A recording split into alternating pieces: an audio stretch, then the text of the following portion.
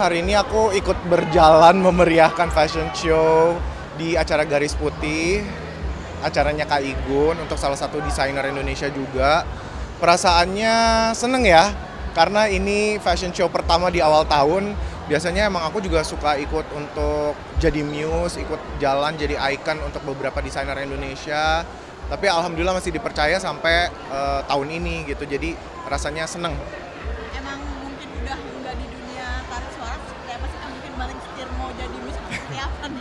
Sebenarnya nyanyi udah ada plan dan udah workshop, tapi kan memang prosesnya ternyata kalau sendiri tuh nggak semudah itu ya gitu, karena harus menyesuaikan dengan karakter dan lain-lain. Dan memang sebenarnya dari dulu, dari zaman Smash kan memang udah di dunia fashion, bahkan aku pernah sempat punya brand sendiri juga gitu, ikut JFV juga brandnya, di foto majalah fashion juga, jadi memang udah into juga sama dunia fashion gitu. Cuman mungkin akhir-akhir ini banyak teman-teman desainer yang minta bantu untuk support karya mereka, ya kenapa enggak kan.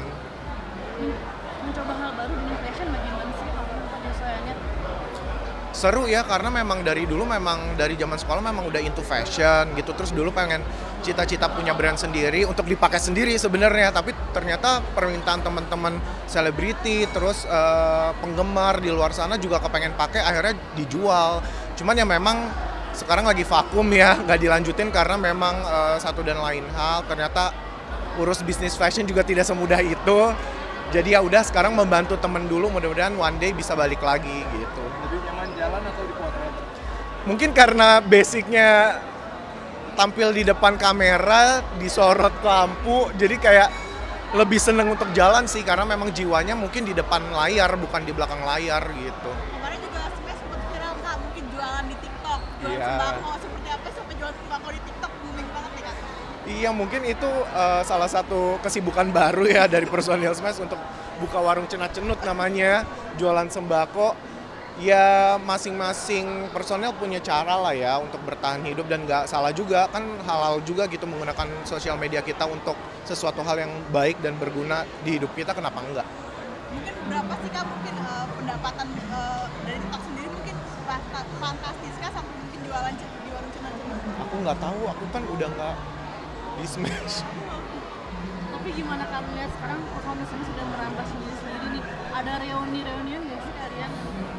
Tadinya harusnya beberapa tahun lalu ada reuni dengan Rangga sama Morgan, cuman ya mungkin sama pihak sponsor yang mengundangnya belum cocok kali ya budgetnya waktu itu, jadi akhirnya nggak jadi gitu. Cuman mudah-mudahan nanti ke depannya ada waktu untuk kita reuni bareng-bareng karena Smash Blast juga kangen sih sama penampilan kita original bertuju gitu ya.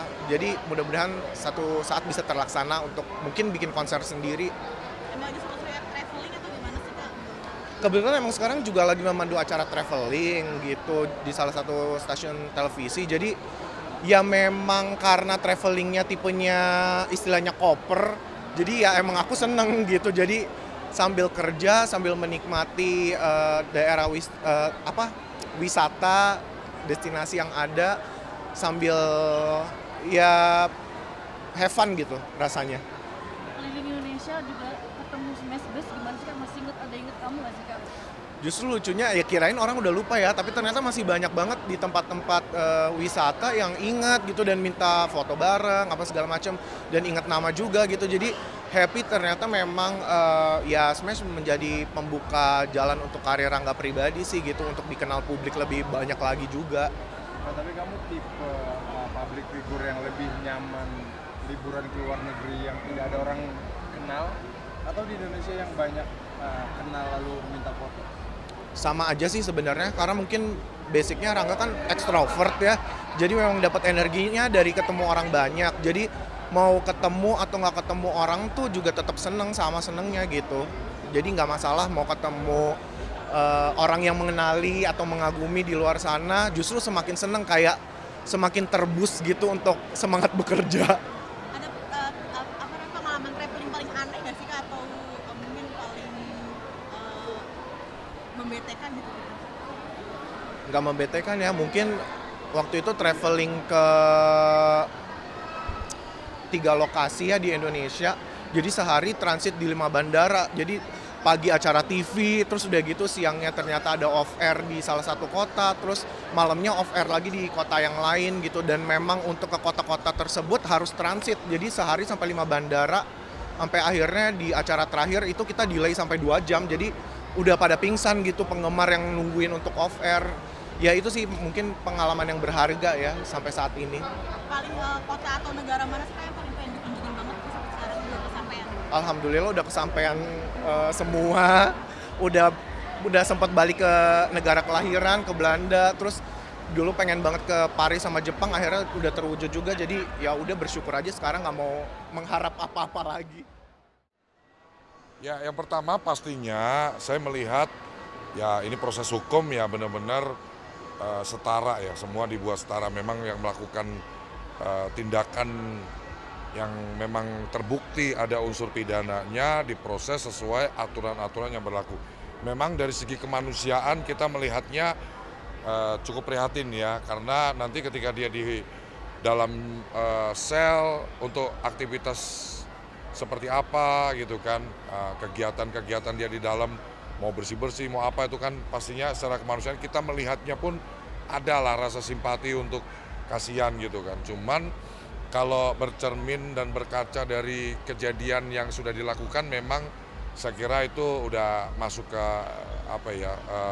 tindakan yang sangat tidak terpuji sih, dan memang hukuman yang dilakukan juga harusnya memang itu bisa untuk menunjukkan rasa adil di masyarakat. Pastinya dari segi kacamata korban-korban kan ada belasan itu ya kan, mahasiswi-mahasiswi atau perempuan-perempuan yang jadi korbannya kan memang kasihan juga gitu, masa depannya kan jadi ini.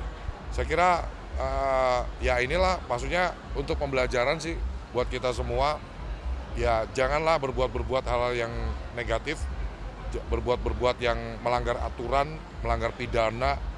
Memang ya harus lebih banyak melakukan hal positif lah untuk supaya terhindar dari tindakan-tindakan yang seperti itu. Bang, apalagi dia bilang karena nggak layak untuk penyandang disabilitas mungkin hukumannya. Siapa yang bilang? Agus Buntung. Ya waktu dia melakukan itu dia berpikir itu nggak dampak resikonya dan lain-lain gitu kan. Yang saya kira ya harusnya dari pihak kejaksaan, dari pihak polisi, dari nanti hakim yang akan memutuskan kan pastinya melakukan segala sesuatunya berdasarkan aturan perundang-undangan yang berlaku. Kalau memang di dalam undang-undang penyandang disabilitas tidak layak ditahan, ya harusnya nggak ditahan. Tapi kalau sampai ada penahanan nanti masuk ke sel, harusnya itu sudah sesuai dengan aturan yang berlaku sih. Nggak mungkin penegak hukum melakukan langkah-langkah tindakan-tindakan yang akhirnya melanggar hukum. Akhir Bang dari aku, tapi satu sisi khawatir nggak sih Bang jadi mengubah mindset orang-orang soal disabilitas dan hukum, seolah hukum hanya berlaku untuk orang normal gitu. Kan terbukti kan dihukum. Sejauh pantauan saya kan dia juga akhirnya dimasukin ke sel kan. Saya kira itu justru bagus dalam hal untuk presiden ke masyarakat bahwa siapapun kedudukannya sama di hadapan hukum, nggak ada beda-beda gitu kan. Ya harapannya itu akan menjadi contoh nyata untuk kita bercermin, jangan kita melakukan hal seperti itu, supaya enggak seperti itu. Buat teman-teman yang mohon maaf yang disabilitas juga, ya jangan sampai terjadi hal seperti itu, melakukan hal seperti itu, kan dampaknya udah jelas nih, benar-benar ini. Saya kira itu dalam segi penegakan hukum harusnya kita apresiasi karena malah itu menjadi sesuatu contoh yang baik di masyarakat sebagai efek jerah. Buat yang lainnya jangan melakukan tindakan-tindakan tidak terpuji, tindakan-tindakan pidana. Kalau saya punya tagline, jadi orang baik lebih asik. Ini hukuman 12 tahun penjara gimana? Itu saya nggak bisa masuk ke situ karena itu ranahnya di kejaksaan, penuntutan, dan nanti vonisnya kan di hakim. Sudah divonis belum sih? Belum kan? Masih penjabat masih tuntutan kan, rentutnya. Saya kira itu saya nggak bisa masuk ke situ karena pasal-pasal yang disangkakan, yang didakwakan kan juga semuanya kan dari kejaksaan kan yang menuntut kan. Harusnya sih sudah sesuai aturan lah. Gitu. Bang, aku minta tanggapannya Bang soal polemik di Palestina dengan Israel yang akhirnya mencapai kesepakatan gencatan senjata. Mungkin Abang sebagai praktisi hukum juga melihat hal ini seperti apa?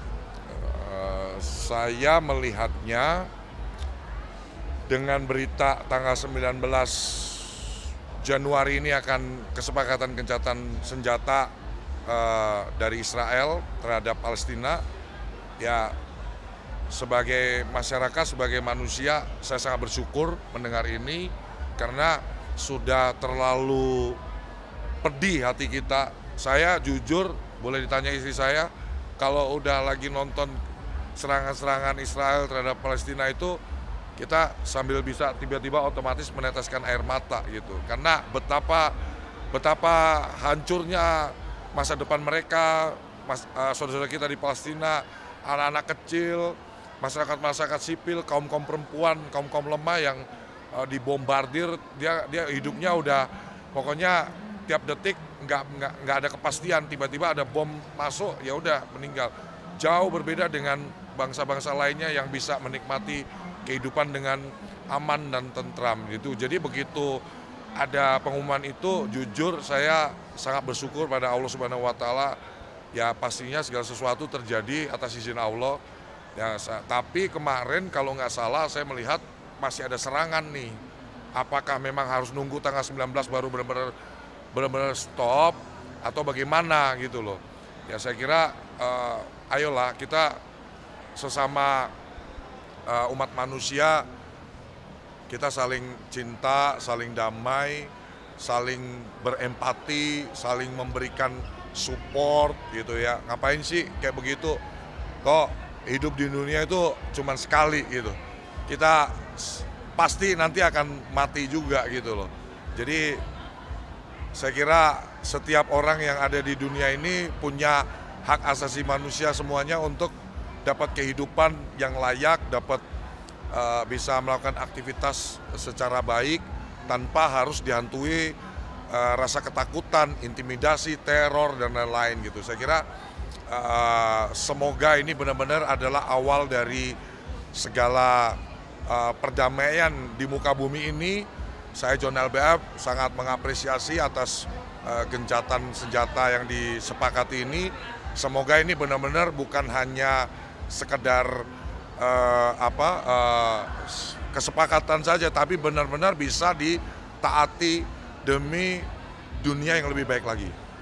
Bang, satu lagi Bang, disinyalir kan ini banyak juga spekulasi di masyarakat dunia bahwa gencatan senjata ini adalah buntut dari kebakaran yang terjadi di US, di mana sekarang pemerintah US lagi fokus kepada negaranya sehingga tidak bisa memberikan bantuan kepada Israel. Menurut Abang seperti apa?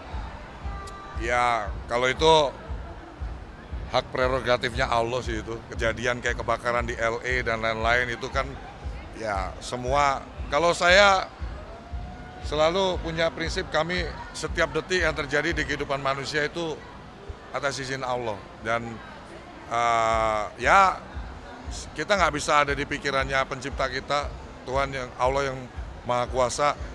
Ya, kalau sekedar cuman berandai-andai ya mungkin kejadian itu untuk mengingatkan, untuk menyentil atau apa kan, tapi ya tetap saya menyampaikan rasa bela sungkawa, duka cita yang mendalam juga atas musibah di kebakaran di LA juga, karena ini kan juga korbannya ada umat manusia juga di situ.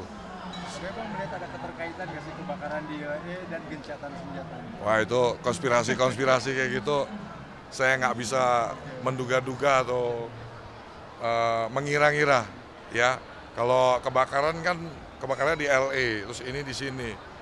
Ya bisa jadi ada keterkaitan, bisa jadi enggak juga. Memang itu ada kompor meleduk kali di situ, terus jadi merembet kemana-mana gitu. Artinya sekarang fokusnya bangsa Indonesia untuk membantu sekarang lebih untuk membangun kembali begitu Palestina ya? Iya, harusnya kita bergandeng tangan semuanya. Ya, yang bisa bantu dana, kita kirim dana. Yang bisa kirim apa, kita kirim untuk pemulihan negara Palestina. Yang nggak bisa bantu, mungkin bisa kirim doa terbaik buat saudara-saudara kita di Palestina.